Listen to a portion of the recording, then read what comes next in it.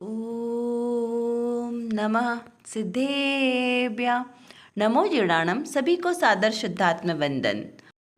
आज माघ शुक्ला त्रयोदशी का यह शुभ मंगल पावन दिवस है और आज ही 1008 श्री धर्मनाथ भगवान जी का जन्म और तप कल्याणक तिथि भी है।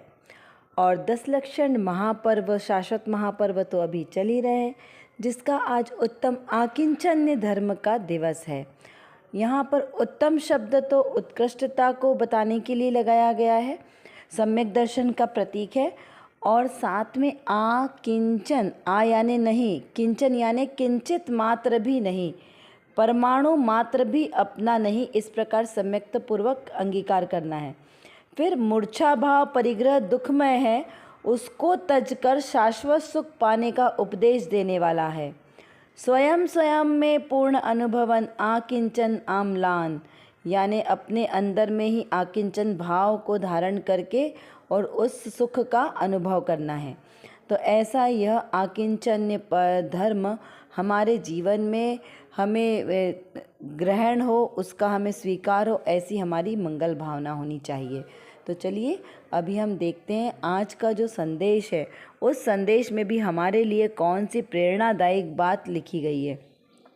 आज आकिंचन्य धर्म और कल चतुर्दशी का दिन जो उत्तम ब्रह्मचर्य का दिन है, जिसमें 10 लक्षण पर्व पूर्ण होंगे।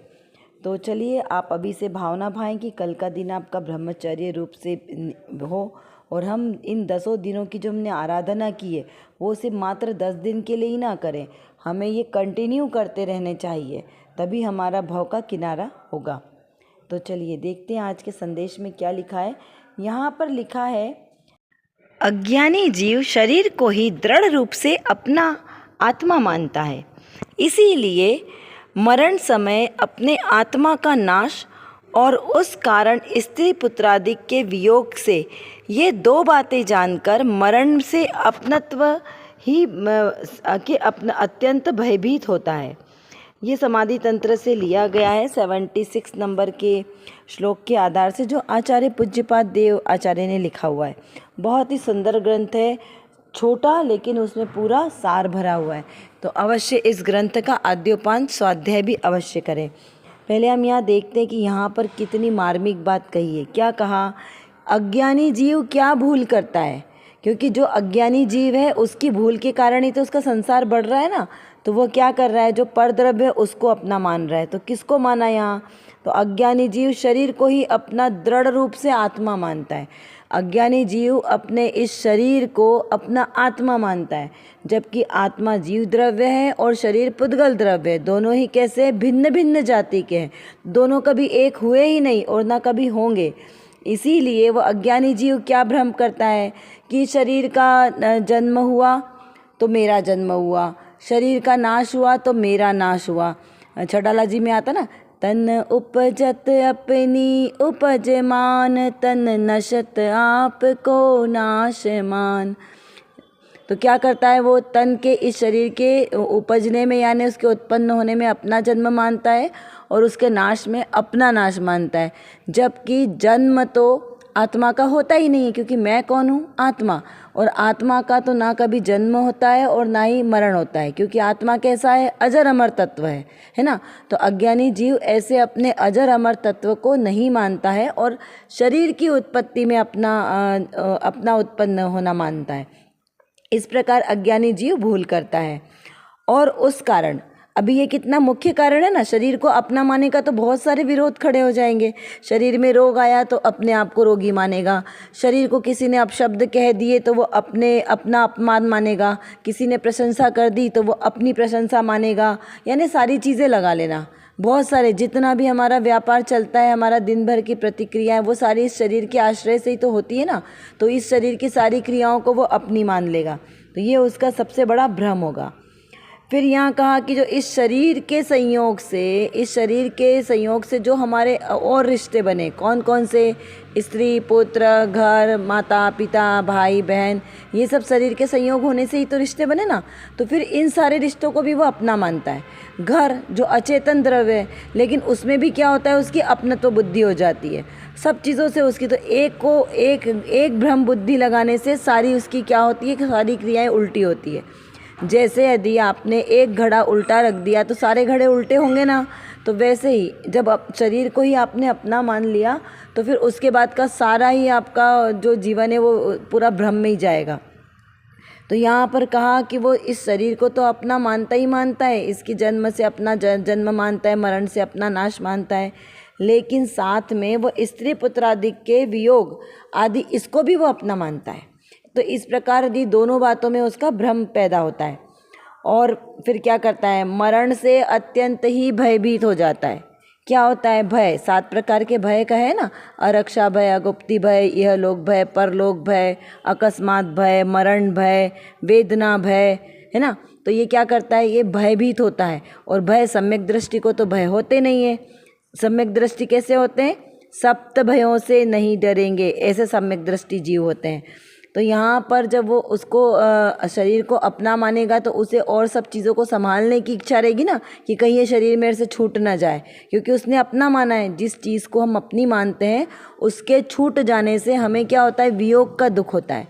और जिसको हमने अपना नहीं माना तो हमें वियोग होता है क्या, नहीं होता है। तो यहाँ पर जब वो शरीर को अपना मानता है तो उसके वियोग से उसे भय लगता है, और उस शरीर को कुछ हो ना जाए, इस शरीर को कोई रोग आदि ना लग जाए, इस शरीर के कहीं हाथ पैर टूट ना जाए, इस शरीर को भूख लगेगी तो क्या करेंगे। तो इस प्रकार के सारे ही भय उसको इस शरीर को अपना मानने के कारण पैदा होते हैं, है ना। तो इस प्रकार से वो क्या होता है, भयभीत होता है। लेकिन सम्यक दृष्टि कैसा होता है, निशंक होता है, क्योंकि उसे पूर्णतः श्रद्धान है कि मैं आत्मा हूँ, और मैं आत्मा कैसा हूँ, अविनाशी हूँ, अजर अमर हूँ, शस्त्रों से छेदा जाता नहीं हूँ, पानी से गलता नहीं हूँ, अग्नि में जलता नहीं हूँ, और कोई मुझे हिला नहीं सकता, कोई मेरा घात नहीं कर सकता, कोई मुझे सुखी या दुखी नहीं कर सकता। क्यों, क्योंकि सुख दुख किस में होता है, बाहर पर्याय में। आत्मा को कोई सुखी या दुखी नहीं कर सकता, आत्मा तो सर्वथा सुखी ही है। लेकिन पर्याय, अगर हम पर्याय दृष्टि से देखेंगे तो बहुत सारे विरोध खड़े हो जाएंगे। तो अगर सुखी होना है तो क्या करना है, द्रव्य दृष्टि रखना है। तो द्रव्य स्वभाव से मैं एकमात्र शिव आत्मा हूँ, बस ऐसी जो दृष्टि रखेंगे तो ही हमारा मोक्ष मार्ग प्रशस्त होगा। तो इस प्रकार यहाँ पर इस संदेश का सार निकलता है। अब अकिंचन, तो आकिंचन्य ये कौन भावना भाते हैं, महामुनिराज, क्योंकि महामुनिराज सर्व प्रकार के परिग्रहों से रहित होते हैं। किंचित मात्र भी परिग्रह उनके पास नहीं है, तिल तुष मात्र भी, क्योंकि वो पर चीज़ को अपना मानते ही नहीं है। देह मात्र परिग्रह है, लेकिन उसमें भी उनको ममत्व बुद्धि नहीं है, आसक्ति नहीं है, इसीलिए उन्हें उसका भी परिग्रह गिना नहीं जाता। तो इस प्रकार हम अपने जीवन में ऐसे आकिंचन्य धर्म को धारण कर सकें और समस्त प्रकार से के परिग्रहों से रहित हों, ऐसी हमारी भावना है। चलिए अब देखते हैं आज की रत्नकणिका में कौन सी विशेष बात है। यहाँ पर लिखा है कि यह चैतन्य तो कोई अगम्य वस्तु है, वह बाह्य वैराग्य से अथवा ज्ञान के क्षयोपशम से मिलने वाली चीज़ नहीं है।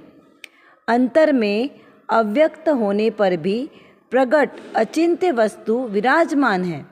उसके महात्म्य यानी उसके प्रति उपयोग जाए तब वह गम्य हो, और जन्म मरण टले ऐसी वह वस्तु है।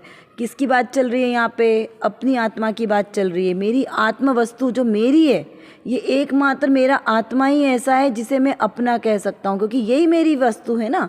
तो यहाँ वो मेरी वस्तु कैसी है, अगम्य। अगम्य यानी किसी के ज्ञान में नहीं आती है, ज्ञान में नहीं आती। किसके ज्ञान में आती, मेरे ही ज्ञान में आएगी मेरी वस्तु, किसी दूसरे के ज्ञान में नहीं आएगी। हाँ, केवली भगवान के ज्ञान में समस्त लोकालोक झलकता है, झलकता है, क्या कहा, लेकिन उनके प्रति उनको राग या द्वेष नहीं होता। एकमात्र जैसे दर्पण है, दर्पण में कोई भी वस्तु रखो अच्छी या बुरी, तो दर्पण का कार्य क्या है, झलकाना, तो वो झलकाएगा। लेकिन दर्पण के में अंदर प्रवेश करता है क्या? कुछ नहीं। दर्पण चाहता है क्या कि अच्छी अच्छी वस्तुएं मेरे सामने आए और बुरी बुरी वस्तुएं मेरे सामने से चली जाए, ऐसा नहीं करता। तो ऐसे ही केवली भगवान का ज्ञान भी एकमात्र दर्पणवत उनके ज्ञान में समस्त लोकालोक झलकता है। तो मैं कौन हूँ? मैं भी वैसा ही हूँ।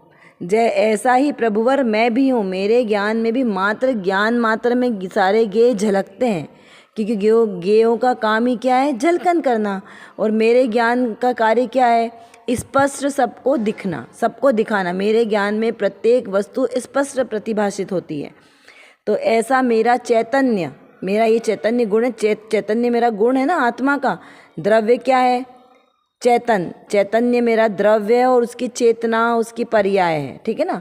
तो यहाँ पर जो मेरा ये चेतना द्रव्य है, चेतना गुण है, उसमें चैतन्यता वाला, यह एक ऐसी अगम्य वस्तु है कि ये किसी को दिखाई नहीं देती है, ये एकमात्र मेरे ही अनुभव में आती है। वह बाह्य वैराग्य से अथवा ज्ञान के क्षयोपशम से मिलने वाली नहीं है। ऐसा नहीं है कि हमने बहुत सारे शास्त्र पढ़ लिए, अभी हमने द्रव्यानि योग तो पढ़ लिया, प्रथमानि योग तो हमें सब आता ही है, चरणानि योग पालन करते ही हैं हम, अब तो हमने कर्णानि योग भी पढ़ना चालू कर दिया, तो हमें तो बहुत सारा ज्ञान हो गया। तो यहाँ कहा कि भाई द्वादशांग का ज्ञान हो जाए तो भी उससे तेरे ज्ञान में कोई बढ़ोतरी या कमी नहीं होती, क्योंकि ये क्या है? क्षयोपशम ज्ञान है, और क्षयोपशम ज्ञान तो पर्याय के साथ खत्म हो जाएगा।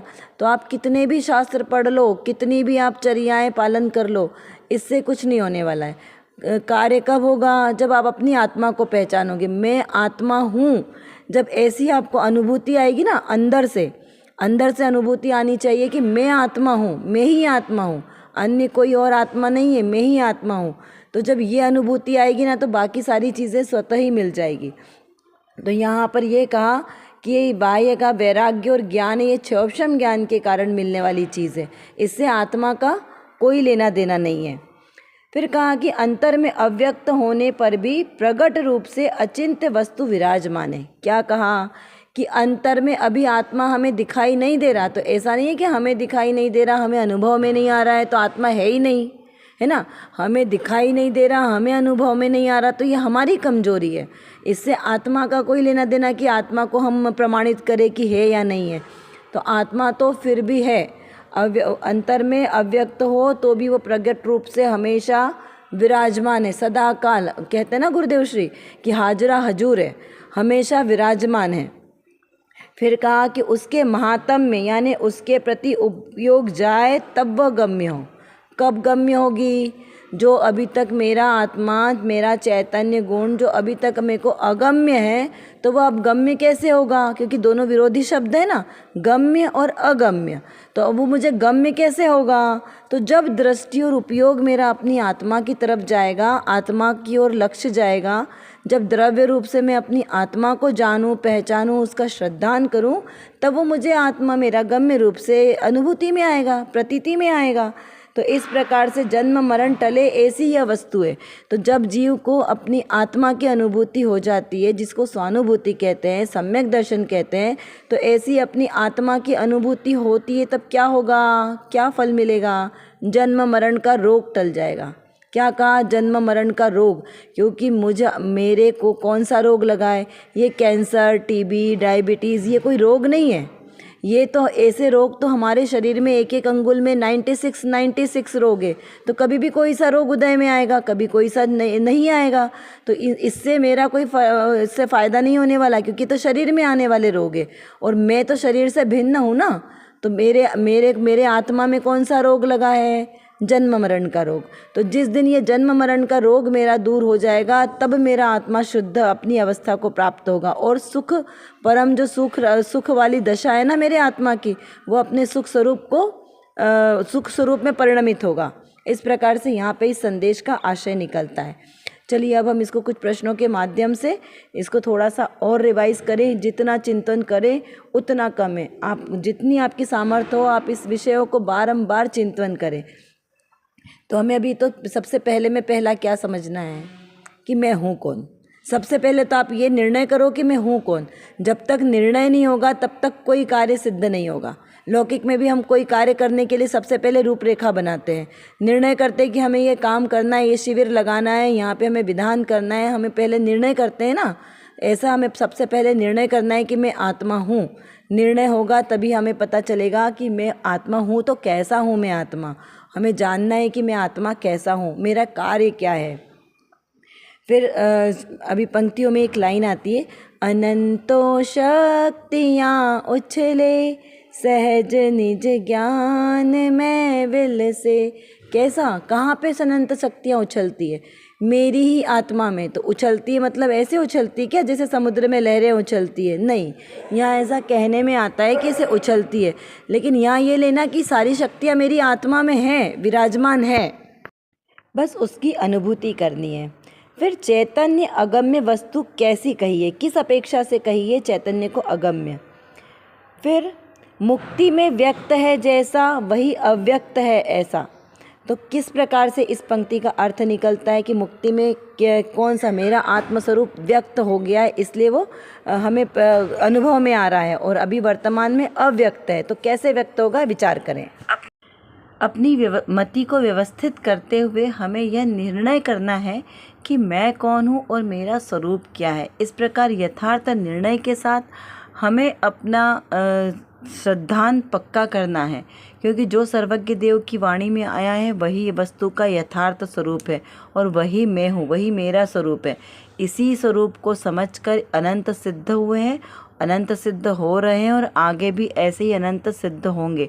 और मुझे भी अगर अपना सम्यक दर्शन प्रकट करना है, उस सिद्धालय में जाकर विराजमान होना है, तो इसी मार्ग का अनुसरण करना पड़ेगा। चलिए, इतना आपको समझ में आ गया होगा। यदि नहीं समझ में आए तो आप कमेंट बॉक्स में लिखकर पूछ सकते हैं और अपनी चिंतन धारा को बढ़ाएं, स्वाध्याय करें। जय जिनेंद्र।